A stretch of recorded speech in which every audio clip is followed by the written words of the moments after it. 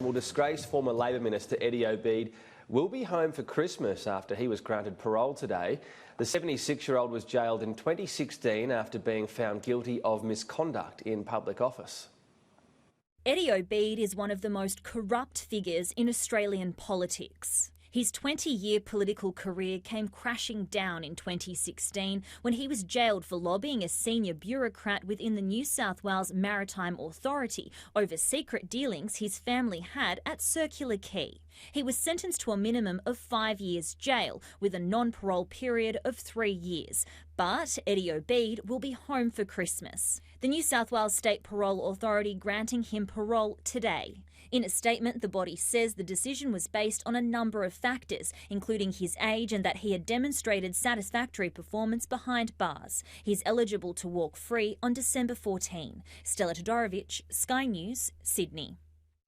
Scott Morrison has again urged Westpac's board to take action over the AUSTRAC accusations, but has stopped short of calling for heads to roll. The big bank allegedly breached anti-money laundering and counter-terrorism financing laws 23 million times.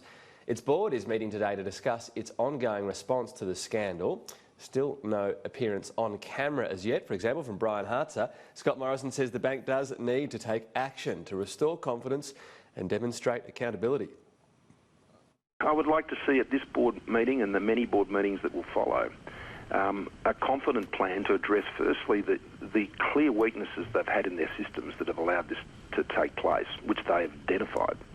And secondly, there has to be some understanding of the accountability for when these things happen.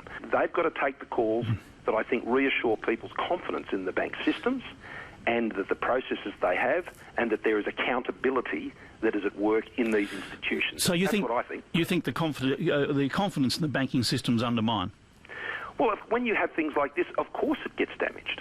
Okay. Now, we have the best banking system in the world, let me stress that. Well, CEO Brian Hartzer is under increasing pressure, particularly in response to the revelation that Westpac failed to intervene in 12 cases linked to child exploitation in Southeast Asia. Former Prime Minister Malcolm Turnbull has added to the criticism. These are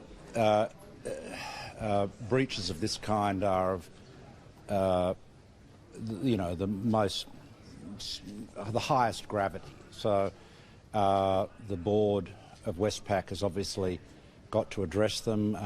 The regulators, law enforcement is doing so. AUSTRAC, of course, has identified them.